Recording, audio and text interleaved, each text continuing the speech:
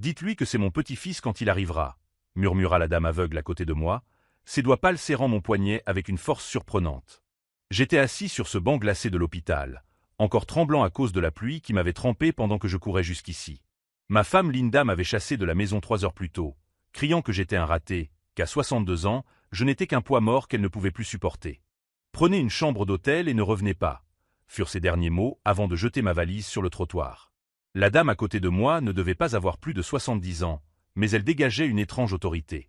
Ses yeux bleus étaient complètement opaques, mais elle me regardait comme si elle pouvait voir à travers mon âme. « Je ne comprends pas, madame, » murmurai-je, encore confus par cette situation bizarre. « Pourquoi ferais-je cela ?»« Parce que l'homme qui s'apprête à entrer dans cette pièce est quelqu'un que tu connais, » répondit-elle avec un sourire qui me donna des frissons. « Et quand il te verra ici, avec moi, faisant semblant d'être ma famille, il découvrira quelque chose qui changera tout. Je m'appelle Dan Morrison et, pendant 35 ans, j'ai cru connaître ma propre vie. J'ai travaillé comme comptable dans une petite entreprise à Portland, j'ai maintenu un mariage que je croyais stable et j'ai mené une existence prévisible et sûre. Mais à ce moment-là, assis à côté de cette femme mystérieuse dans le couloir froid de l'hôpital, j'ai commencé à réaliser que je ne savais peut-être rien de rien. Mon petit-fils arrivera dans 5 minutes, a-t-elle poursuivi d'une voix basse mais ferme. Quand cela arrivera, vous comprendrez pourquoi le destin nous a réunis au même endroit, au même moment. J'ai regardé autour de moi. L'hôpital était pratiquement vide, seules quelques infirmières circulaient dans les couloirs. La pluie continuait de frapper les fenêtres, créant un son hypnotique qui semblait bercer les secrets que cette femme gardait. « Comment savez-vous que je vais vous aider ?» ai-je demandé. Elle a souri à nouveau, et cette fois, son sourire était empreint d'une profonde tristesse. « Parce que vous aussi, vous avez été abandonné aujourd'hui. Parce que vous savez aussi à quel point cela fait mal d'être rejeté par ceux qui devraient vous aimer. Et parce que, tout comme moi, vous êtes sur le point de découvrir que nous ne sommes pas toujours les victimes que nous pensons être. » Mon cœur s'est emballé. Comment savait-elle pour Linda? Comment savait-elle que j'avais été jeté à la rue comme un déchet après des décennies de dévouement? « Qui êtes-vous » ai-je murmuré. « Quelqu'un qui a vécu ce que vous vivez, » a-t-elle répondu. « Et quelqu'un qui a appris que la vengeance la plus douce n'est pas celle qui détruit nos ennemis. C'est celle qui nous reconstruit. » À ce moment-là, j'ai entendu des pas lourds dans le couloir. La dame m'a serré le bras plus fort. « Il arrive, » a-t-elle murmuré. « Souviens-toi, tu es mon petit-fils qui rend visite à sa grand-mère malade. Et quand il entrera, observe bien sa réaction. » La porte s'ouvrit lentement. L'homme qui entra me glaça le sang. C'était Richard Blackstone, mon ancien patron. Le même homme qui m'avait licencié 2 ans auparavant, invoquant des restrictions budgétaires, pour ensuite embaucher son neveu de 25 ans à ma place. Le même homme qui avait détruit ma carrière et, indirectement, mon mariage. Si vous aimez cette histoire pleine de rebondissements et de découvertes inattendues, n'oubliez pas de vous abonner à la chaîne pour découvrir comment cette rencontre impossible allait tout changer. Mais ce qui s'est passé lorsque Richard m'a vu là, prétendant être le petit-fils de cette femme mystérieuse, n'était que le début d'une révélation qui allait bouleverser tout ce que je pensais savoir de ma vie. Richard Blackstone s'est arrêté sur le seuil de la porte comme s'il avait reçu un coup de poing dans l'estomac. Son regard est passé de moi à la dame aveugle, puis est revenu vers moi, essayant clairement d'assimiler ce qu'il voyait. « Dan » a-t-il murmuré, la voix chargée d'incrédulité. « Dan Morrison, qu'est-ce que tu fais ici ?» La dame à côté de moi serra mon bras plus fort, me rappelant le rôle que je devais jouer. « Bonjour, Richard » répondis-je avec un calme que je ne me connaissais pas, je rends visite à ma grand-mère. Elle ne se sent pas très bien ces derniers temps. Richard fronça les sourcils, visiblement perplexe. Il connaissait ma famille, il savait que mes grands-parents étaient morts depuis des années. Mais la dame aveugle tendit une main tremblante vers sa voix. « Vous devez être le docteur Blackstone, » dit-elle d'une voix douce et fragile. « Mon petit-fils m'a parlé de vous. Il m'a dit que vous aviez travaillé ensemble pendant de nombreuses années. » Le malaise sur le visage de Richard était visible. Il me regarda à nouveau, comme s'il essayait de déchiffrer une énigme impossible. « Oui, nous avons travaillé ensemble, » répondit-il avec hésitation. « Mais je ne savais pas que Dan avait une grand-mère encore en vie. »« Oh, mon cher petit-fils a toujours été très discret au sujet de sa famille, » poursuivit-elle, ses paroles sonnant parfaitement convaincantes. « Surtout après ce problème au travail. Il était tellement dévasté quand il a perdu son emploi, qu'il a failli ne pas pouvoir me le dire. » Je vis Richard déglutir. La gêne dans ses yeux était délicieuse à observer. Richard Blackstone était le genre d'homme qui se nourrissait du pouvoir qu'il exerçait sur les autres. À 52 ans, il avait bâti sa carrière sur des licenciements stratégiques et le favoritisme familial. Quand il m'a licencié de Pinnacle Accounting, où je travaillais depuis 28 ans, il s'est efforcé de rendre le processus aussi humiliant que possible. Dan ne correspondait tout simplement plus à la culture jeune de l'entreprise, avait-il déclaré devant toute l'équipe. Nous avons besoin d'esprits frais, pas de dinosaures coincés dans le passé. 2 semaines plus tard, il a embauché Marcus, son neveu de 25 ans, fraîchement diplômé et sans expérience pratique, pour prendre ma place. Marcus gagnait 60% de mon salaire, mais Richard avait réduit le budget du département en invoquant des besoins économiques. Ce licenciement n'a pas seulement détruit ma carrière. Linda, ma femme, a commencé à me regarder avec un mépris croissant à chaque entretien d'embauche infructueux, à chaque facture qui arrivait sans que je puisse la payer. En 2 ans, notre mariage de 3 décennies s'est transformé en une guerre silencieuse de ressentiment. C'est terrible quand les entreprises se débarrassent d'employés dévoués, a-t-elle poursuivi, la voix chargée d'une tristesse sincère qui a mis Richard mal à l'aise. Dan m'a dit que vous aviez été très franc sur les raisons du licenciement. Eh bien, ce furent des décisions difficiles, murmura Richard, cherchant clairement à changer de sujet. L'industrie est en constante évolution. Bien sûr, acquiesça-t-elle avec compréhension. Mais cela doit être gratifiant de voir comment les choses ont évolué pour tout le monde par la suite. Dan m'a dit que le jeune homme qui a pris votre place s'en sort à merveille. Richard semblait surpris que je sois au courant pour Marcus. En réalité, je ne savais rien de la façon dont Marcus s'en sortait, mais la réaction de Richard m'a appris tout ce que j'avais besoin de savoir. Marcus est en phase d'apprentissage, répondit-il avec prudence. Oh, tant mieux. Je suis sûr que cela justifie pleinement la décision de remplacer mon petit-fils par lui, sourit-elle. Après tout, Dan avait près de 30 ans d'expérience. Cela a dû être facile de trouver quelqu'un de plus qualifié. Le silence qui suivit fut délicieux. Richard ouvrit et ferma la bouche comme un poisson hors de l'eau. C'est à ce moment-là que j'ai remarqué quelque chose d'extraordinaire chez la femme à côté de moi. Chaque mot qu'elle prononçait était soigneusement choisi pour causer le plus de malaise possible, mais d'une manière qui ne pouvait être remise en question. Elle n'était ni hostile ni conflictuelle. Elle posait simplement des questions et faisait des déclarations parfaitement raisonnables qui mettaient en évidence la nature discutable des décisions de Richard.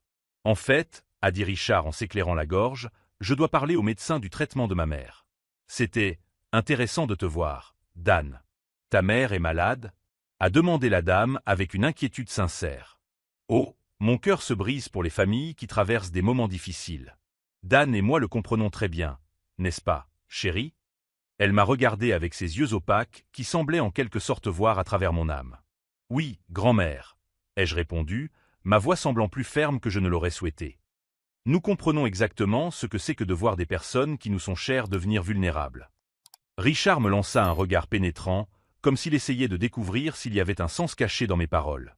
Eh bien, dit-il finalement, j'espère que ta grand-mère se remettra bientôt. Merci, mon chéri, sourit-elle. Et j'espère que ta mère aussi. C'est terrible quand les personnes que nous aimons deviennent sans défense. Après le départ de Richard, la tension dans l'air sembla se dissiper. La dame se tourna vers moi avec un sourire qui était complètement différent de l'expression douce et fragile qu'elle avait montrée à Richard. C'était intéressant, murmura-t-elle. Comment le saviez-vous? Demandai-je. Comment saviez-vous qu'il était mon ancien patron? Mon cher Dan, répondit-elle, certaines coïncidences ne sont que le destin déguisé. Et parfois, lorsque l'univers nous place au bon endroit au bon moment, c'est parce qu'il y a des comptes à régler. Ses doigts tambourinèrent doucement sur l'accoudoir du fauteuil. Maintenant, parlez-moi de Marcus, dit-elle avec désinvolture. Le neveu qui a pris votre place. J'ai le sentiment qu'il y a beaucoup plus dans cette histoire que Richard ne veut bien l'admettre.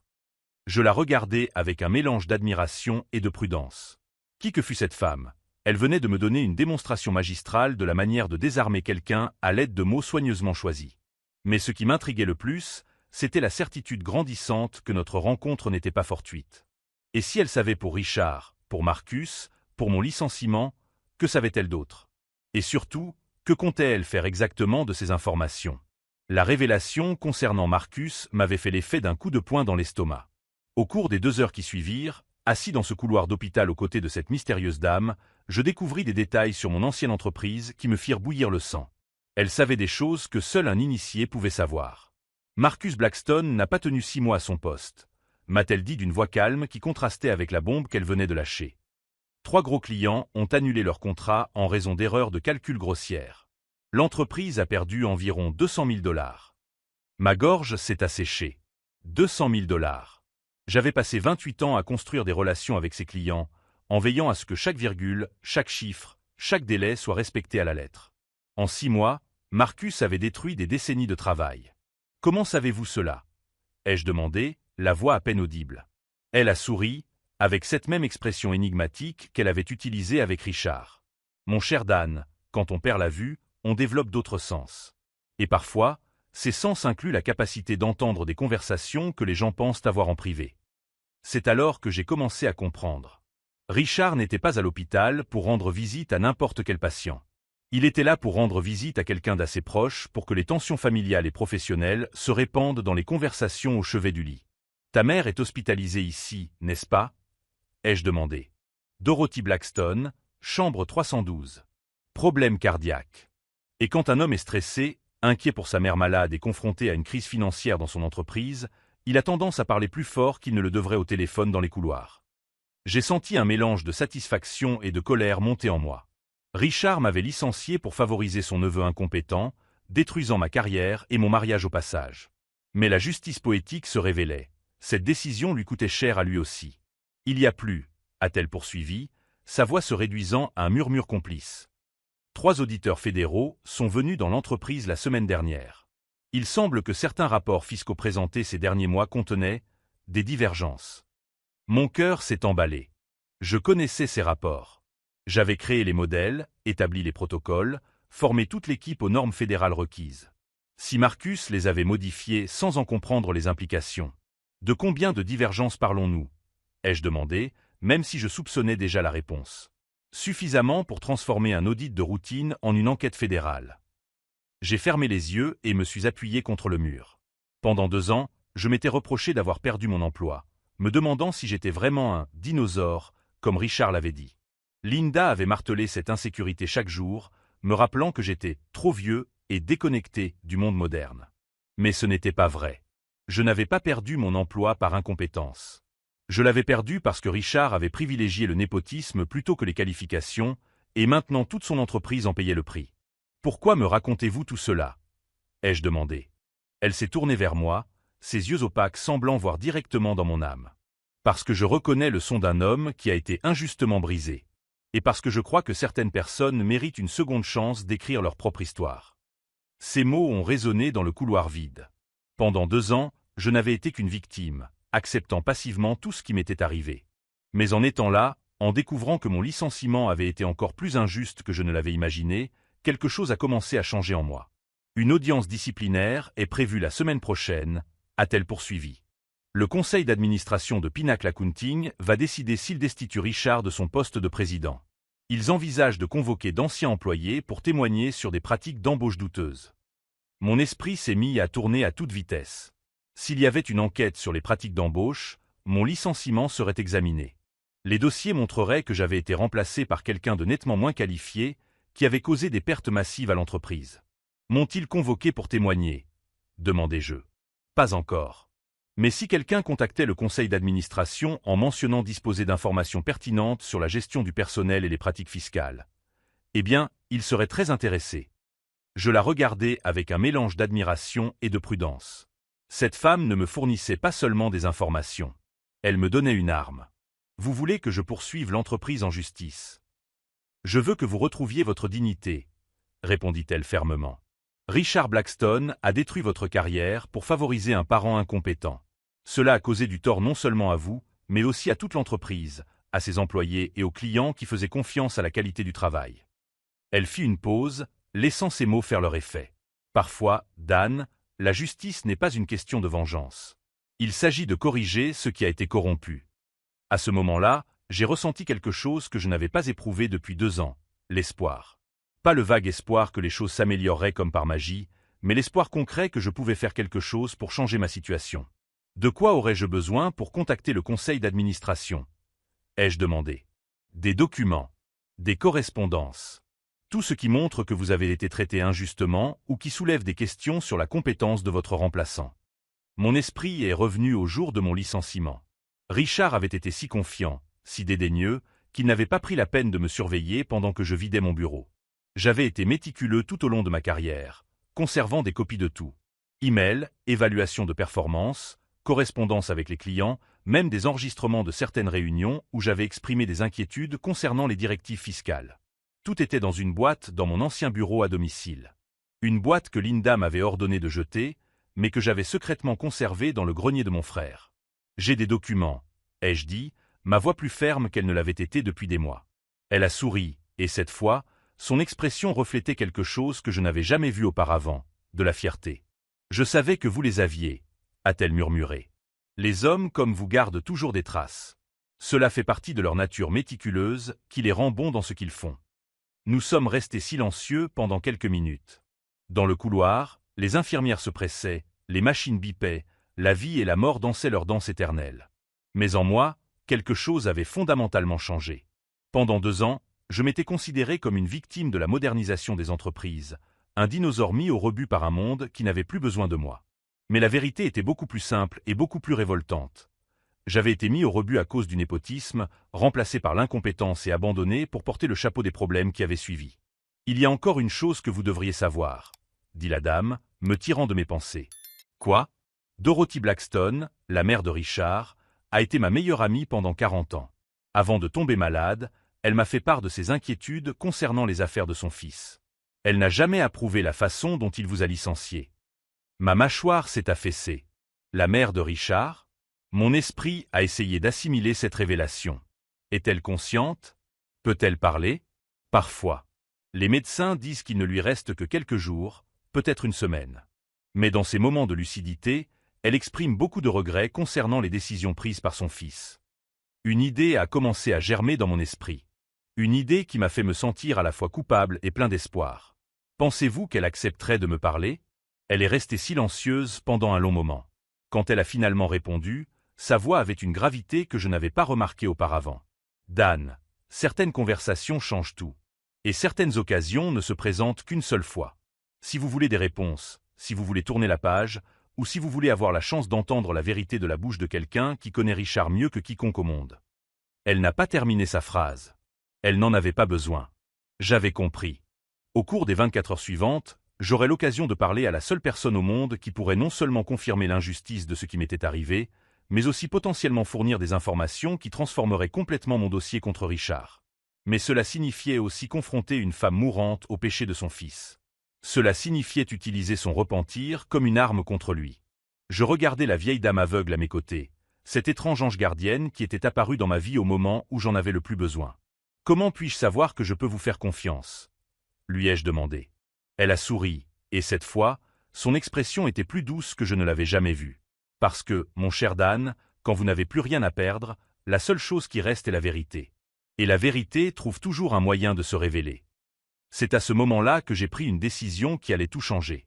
Non seulement concernant ma quête de justice contre Richard, mais aussi concernant qui j'étais vraiment face à l'opportunité de reprendre ma vie en main.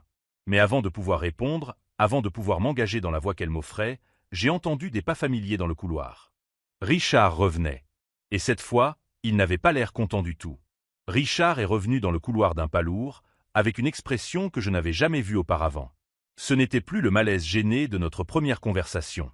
C'était de la pure colère. Il s'est arrêté devant nous et m'a regardé avec une intensité qui m'a donné la chair de poule. « Dan, j'ai besoin de te parler. En privé. » La dame m'a serré doucement le bras, un geste presque imperceptible qui m'a rassuré. « Bien sûr, Richard. Mais ici, ça va. Ma grand-mère a vraiment des problèmes d'audition. » Sa mâchoire s'est crispée. Il savait que je mentais, mais il ne pouvait pas traiter une vieille dame de menteuse sans passer pour un monstre. « Je viens de parler à ma mère, » dit-il d'une voix basse mais menaçante. « Elle m'a dit que vous vous connaissiez depuis longtemps. » Je sentis mon estomac se nouer. Si Dorothy avait parlé à Richard de son amitié avec la dame, notre jeu était peut-être terminé. « Dorothy est une femme merveilleuse, » répondit calmement la dame. « Elle a toujours été très gentille avec moi, surtout après que j'ai perdu la vue. » « C'est drôle, » continua Richard, ses yeux passant sans cesse de moi à elle.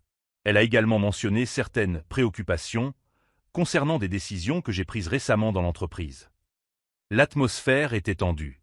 Je pouvais sentir la tension monter entre eux comme une corde tendue sur le point de se rompre. « Les mères s'inquiètent toujours, » dit-elle doucement. « C'est dans leur nature de se demander si nous prenons les bonnes décisions, surtout quand il s'agit de la façon dont nous traitons les gens. » Richard s'est approché, sa voix devenant plus basse et plus menaçante. « Écoutez, madame, quel est votre nom déjà ?»« Margaret, » a-t-elle répondu sans hésiter.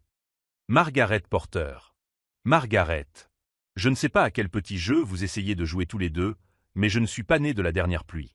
Dan a été licencié pour incompétence. Point final.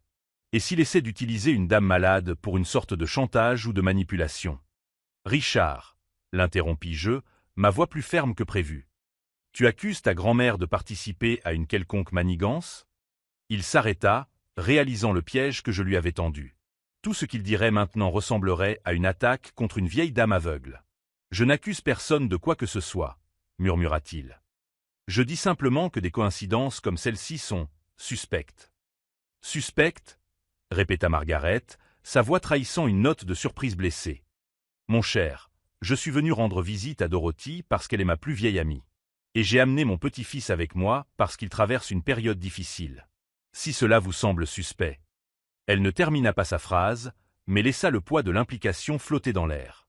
Richard se rendit compte qu'il perdait rapidement du terrain. Chaque mot qui sortait de sa bouche le faisait paraître plus paranoïaque et cruel. « Écoute, » dit-il, essayant de changer de ton. « Je ne veux simplement pas que ma mère soit perturbée par des histoires concernant l'entreprise. Elle est très malade et tu as peur qu'elle découvre la vérité sur la façon dont tu traites tes employés loyaux ?» demanda Margaret innocemment. Le silence qui suivit fut assourdissant. Richard nous regarda longuement, les poings serrés le long du corps. Je pouvais voir les rouages tourner dans son esprit, essayant de trouver un moyen de se sortir de cette situation sans paraître encore pire. « Je vais retourner dans la chambre de ma mère, » dit-il finalement.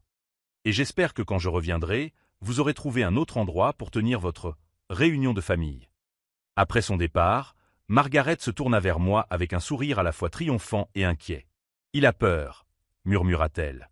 « Les hommes comme Richard ne deviennent agressifs que lorsqu'ils sentent qu'ils perdent le contrôle. Pensez-vous qu'il va causer des problèmes? » Oh, mon cher Dan, il cause déjà des problèmes. La question est de savoir si nous allons le laisser nous intimider ou si nous allons utiliser cette agressivité contre lui. C'est à ce moment-là que quelque chose a fait tilt dans mon esprit.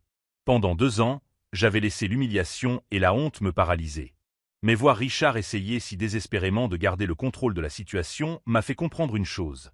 Il avait peur. Et les gens qui ont peur commettent des erreurs. « Margaret », ai-je dit, utilisant le faux nom qu'elle m'avait donné. « Vous avez dit que vous aviez des documents sur les problèmes de l'entreprise. Ces documents sont-ils détaillés ?» Son sourire s'est élargi. « Très détaillé. Dorothy est peut-être en train de mourir, mais elle a passé les derniers mois à me faire part de toutes ses préoccupations concernant les affaires de son fils. Correspondance, conversations téléphoniques qu'elle a entendues, documents qu'il a laissés traîner dans la maison. Mon esprit s'est mis à tourner à toute vitesse. Si je pouvais combiner les informations de Margaret avec ma propre documentation, j'aurais un dossier solide contre Richard. Mais je devais être stratégique. Y a-t-il des documents spécifiques concernant mon licenciement? Oui. Dorothy m'a montré des emails entre Richard et le conseil d'administration. Ils étaient préoccupés par sa décision de vous licencier, d'autant plus que vous étiez le comptable senior le plus respecté de l'entreprise. Richard a dû justifier sa décision à plusieurs reprises. J'ai senti une vague de satisfaction me parcourir le corps. Pendant 2 ans, j'avais supposé que mon licenciement avait été accepté sans discussion. Découvrir qu'il avait suscité une controverse interne changeait complètement la donne. Et Marcus? Les problèmes qu'il a causés? Tout est documenté. Les rapports des clients mécontents, les corrections coûteuses, et même une réunion d'urgence du conseil d'administration où ils ont discuté de la possibilité de licencier Marcus et de vous proposer de reprendre votre poste. Mon cœur s'est mis à battre à toute vitesse. Ont-ils envisagé de me réembaucher? Oui. Mais Richard a fait valoir que cela créerait un dangereux précédent qui montrerait une faiblesse dans le leadership. Il a dit qu'il préférait absorber les pertes plutôt que d'admettre qu'il avait commis une erreur. Pendant un instant, je suis resté sans voix. La fierté de Richard avait pris le pas sur le bien-être de l'entreprise. Et maintenant, avec une enquête fédérale en cours, son entêtement était sur le point de coûter bien plus que 200 000 $. Margaret, ai-je dit, j'ai besoin de votre aide pour faire quelque chose. Quelque chose qui pourrait être risqué pour nous deux. Elle s'est penchée vers moi. Continuez.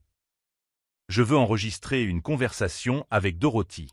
Je veux qu'elle raconte, avec ses propres mots, les inquiétudes qu'elle avait concernant les décisions de Richard. Si elle est disposée à parler, je peux enregistrer son témoignage.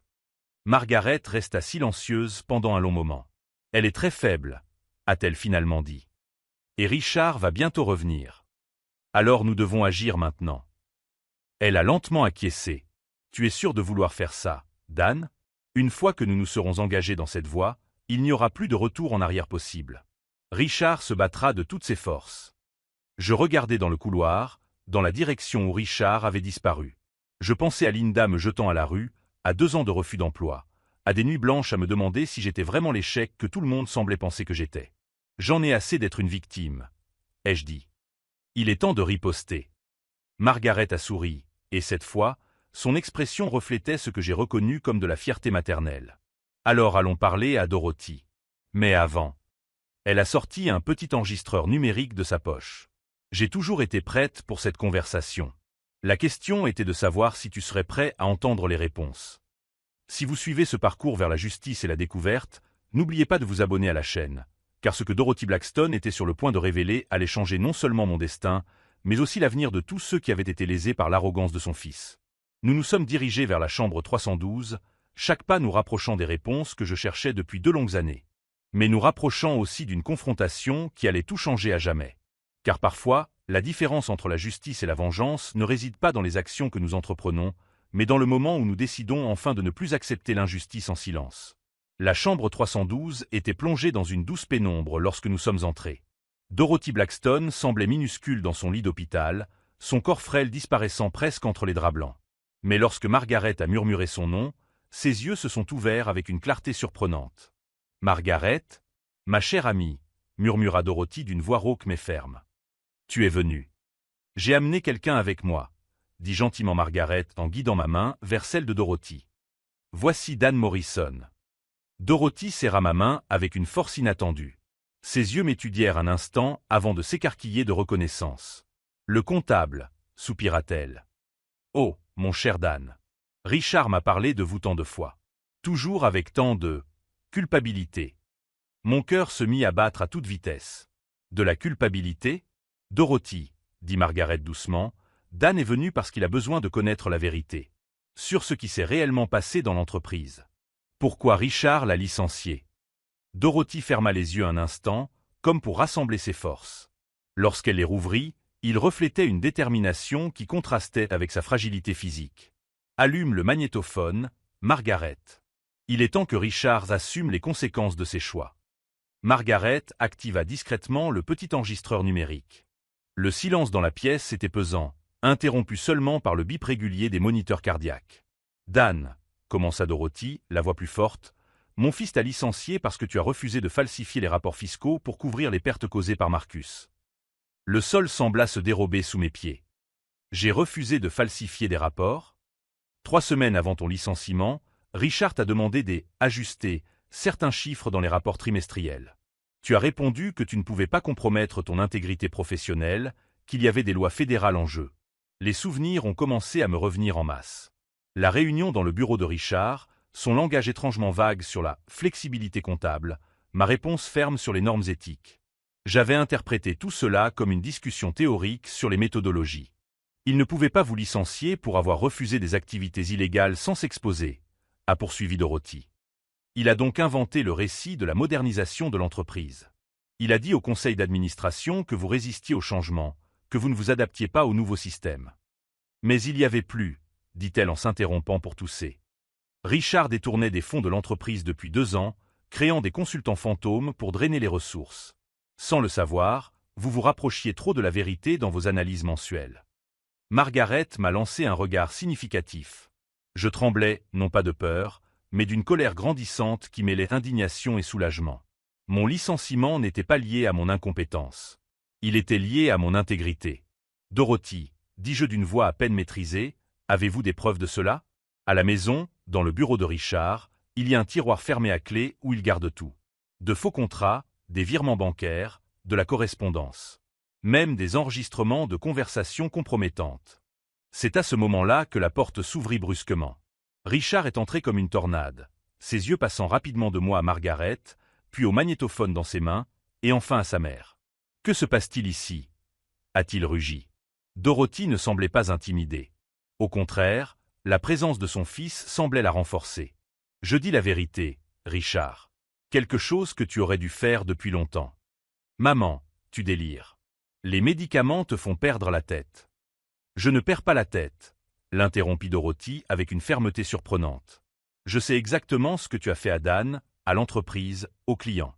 Je sais que tu as détourné 2 millions de dollars via JMK Consulting. Richard pâlit comme s'il avait reçu un coup de poing. Tu ne sais pas de quoi tu parles. JMK Consulting est une société fantôme que tu as créée en utilisant les initiales de mon nom de jeune fille, continua Dorothy sans relâche. Tu pensais que je ne m'en rendrais pas compte? 40 ans de mariage avec ton père m'ont appris à reconnaître les montages financiers. Margaret leva légèrement le magnétophone. Tout cela est enregistré, Richard. Éteignez ça immédiatement, exigea Richard en s'avançant vers Margaret. Vous n'avez pas le droit d'enregistrer des conversations privées dans un environnement hospitalier. En fait, dis-je, retrouvant enfin ma voix, Dorothy nous a donné son autorisation explicite. Et en tant que témoignage volontaire d'un témoin, c'est tout à fait légal. Richard se tourna vers moi avec une fureur que je ne lui avais jamais vue auparavant. Vous. Je pensais m'être débarrassé de vous pour de bon. Débarrassé? Ou simplement cacher des preuves? Des preuves de quoi? A-t-il pratiquement crié. Vous avez été licencié parce que vous étiez un employé médiocre qui a refusé de participer à une fraude fiscale, l'a interrompu Dorothy une fois de plus. Richard, arrêtez de mentir. Je suis en train de mourir. Je ne vais pas gaspiller mes derniers jours à protéger vos mauvais choix. Le silence qui suivit était tendu comme une corde sur le point de se rompre. Richard regarda tour à tour sa mère et moi, puis Margaret, comme un animal acculé cherchant une issue. C'est alors que je compris quelque chose de crucial. Richard n'était pas seulement en colère. Il était paniqué. Et les gens paniqués commettent des erreurs. Combien de personnes sont au courant? Demanda-t-il, sa voix s'abaissant jusqu'à devenir un murmure menaçant. Richard James Blackstone, dit Dorothy avec l'autorité d'une mère face à un enfant désobéissant, tu menaces des témoins dans une chambre d'hôpital. Devant ta mère mourante. Margaret sourit calmement. Oh, mon cher, cela aussi est enregistré. La compréhension traversa le visage de Richard par vagues. D'abord la surprise, puis l'incrédulité, enfin ce rare moment de clarté absolue où il réalisa non seulement qu'il avait perdu, mais aussi comment exactement. Vous ne pouvez rien prouver, murmura-t-il, mais sa voix manquait de conviction. Nous pouvons tout prouver, dis-je, avec une assurance que je n'avais pas éprouvée depuis des années. Dorothy nous a déjà donné l'emplacement des documents. Margaret a 2 heures d'enregistrement de vos conversations téléphoniques indiscrètes dans les couloirs. Et j'ai 28 ans de documentation méticuleuse sur chaque projet, chaque client, chaque anomalie que j'ai remarquée mais que je ne pouvais pas expliquer à l'époque. Richard ouvrit et ferma la bouche comme un poisson hors de l'eau. Mais ce n'est pas tout, dit Margaret avec désinvolture. Dorothy m'a parlé de l'auditeur fédéral que vous avez tenté de soudoyer la semaine dernière. Il se trouve que c'est mon neveu. Le peu de couleur qui restait sur le visage de Richard disparut complètement. Impossible. Michael Porter. Auditeur principal au fisc fédéral. Le fils de ma petite sœur. Il m'a appelé la semaine dernière, très inquiet d'une tentative de corruption qu'il avait reçue. C'est à ce moment-là que Richard a pleinement compris l'ampleur de ce qui se passait. Ce n'était pas seulement sa position qui était compromise, ni seulement sa réputation. C'était sa liberté. Dorothy ferma les yeux, mais sa voix resta ferme. Richard, tu as maintenant le choix. Tu peux essayer de continuer à mentir, à menacer et à manipuler. Ou tu peux enfin faire ce qui est juste. Elle ouvrit les yeux et regarda son fils droit dans les yeux. Dan Morrison mérite plus qu'un licenciement abusif. Il mérite une rétractation complète, une compensation financière et la reconnaissance publique de la vérité. Et tu vas lui donner tout cela. Parce que si tu ne le fais pas, ces enregistrements seront directement transmis au FBI demain matin. Richard m'a regardé avec un mélange de haine et de désespoir. Combien voulez-vous? Ce fut mon tour de sourire. Richard, vous ne comprenez toujours pas. Ce n'est pas une question d'argent. Cela n'a jamais été une question d'argent. Je fis une pause, savourant l'instant. C'est une question de justice. Et la justice, mon ancien patron, n'a pas de prix. La porte s'ouvrit à nouveau. Cette fois, il s'agissait de 2 agents fédéraux en costume sombre. Margaret sourit gentiment. Oh, j'ai oublié de le mentionner. Michael ne m'a pas seulement appelé pour me parler de la tentative de corruption. Il m'a également demandé d'être informé s'il y avait du nouveau dans l'affaire. Richard s'effondra sur la chaise à côté du lit, comprenant enfin qu'il n'y avait plus d'issue, plus de stratagème, Plus de personnes à manipuler ou à blâmer. La vérité avait finalement rattrapé Richard Blackstone. Et j'étais sur le point de découvrir que la justice poétique est encore plus douce quand on n'a pas besoin de se salir les mains pour l'obtenir. 6 mois plus tard, j'étais assis sur le même banc de l'hôpital où tout avait commencé. Mais cette fois, ce n'était pas comme un homme vaincu attendant des miettes d'espoir. Richard Blackstone avait été condamné à 8 ans de prison fédérale pour fraude fiscale, blanchiment d'argent et tentative de corruption. Pinnacle Accounting avait fermé ses portes définitivement, mais pas avant d'avoir versé 250 000 $ de dommages-intérêts pour licenciement abusif. Margaret, de son vrai nom Hélène Porter, m'a souri en s'asseyant à côté de moi. « Comment te sens-tu, Dan ?»« Différent, ai-je répondu honnêtement. Pendant 2 ans, je me suis senti comme un raté. Maintenant, je sais que j'ai été victime d'un criminel. Dorothy est décédée 1 semaine après notre enregistrement, mais pas avant d'avoir vu son fils avouer publiquement ses crimes. Dans ces derniers instants, elle m'a pris la main et m'a murmuré « Merci de lui avoir donné la chance de faire ce qu'il fallait. » L'enquête fédérale a révélé que Richard avait détourné plus de 2 millions de $ en 3 ans. Marcus, le neveu incompétent, a été licencié le jour même où les agents sont arrivés. Apparemment, sa modernisation de l'entreprise consistait à utiliser les ressources de l'entreprise pour financer son compte de paris en ligne.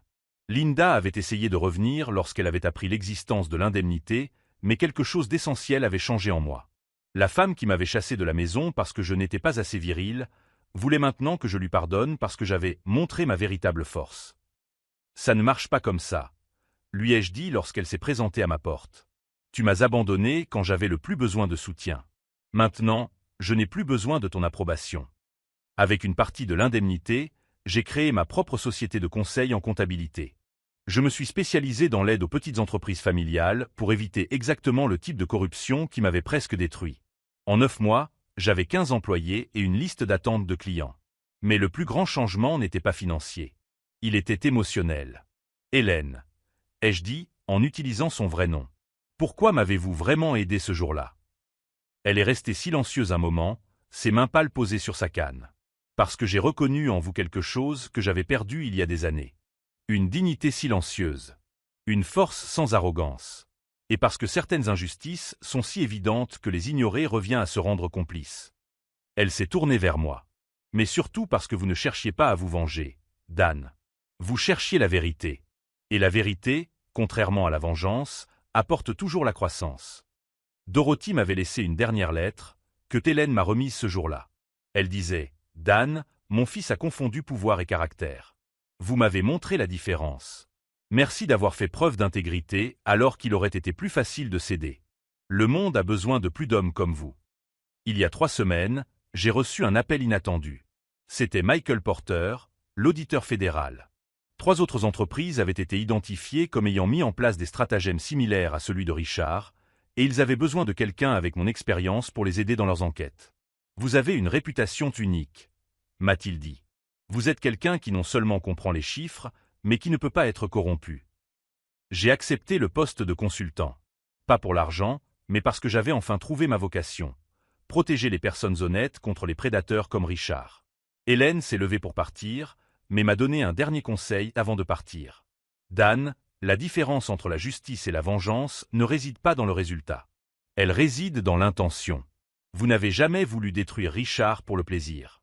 Vous vouliez protéger d'autres personnes pour qu'elles ne deviennent pas ses prochaines victimes. C'est ce qui vous différencie de lui. » 2 jours avant Noël, j'ai croisé Richard dans la file d'attente du supermarché. Il avait visiblement maigri, ses cheveux étaient gris, ses vêtements simples.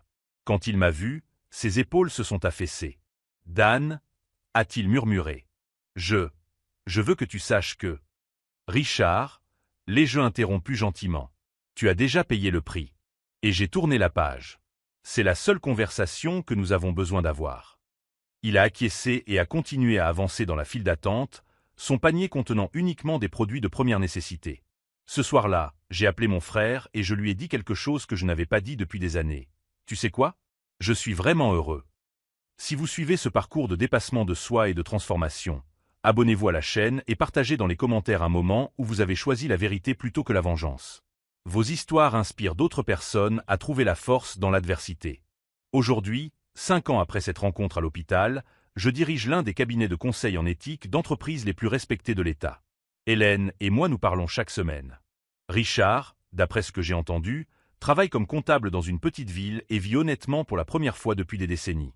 Parfois, la plus grande vengeance n'est pas de détruire son ennemi. C'est de devenir la personne qu'il n'a jamais eu le courage d'être.